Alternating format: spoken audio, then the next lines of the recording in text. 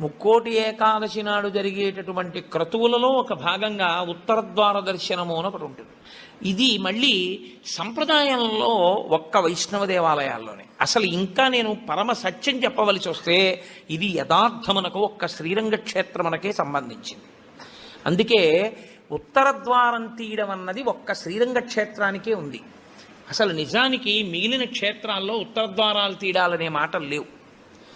కాలక్రమంలో ఏమైందంటే అందరూ శ్రీరంగ క్షేత్రానికి వెళ్ళి ఇన్ని కోట్ల మంది ఉత్తరద్వార ప్రవేశం చేయలేరు. కాబట్టి కొంతలో కొంత ఎక్కడ ఉన్న విష్ణు క్షేత్రాన్ని అక్కడే శ్రీరంగ క్షేత్రంగా భావన చేసి రంగనాథుణ్ణి స్మరిస్తూ ఉత్తరద్వారంలోంచి వెడతారు. ఉత్తరద్వారంలోంచి ఆ రోజున శ్రీ మహావిష్ణువు ఏ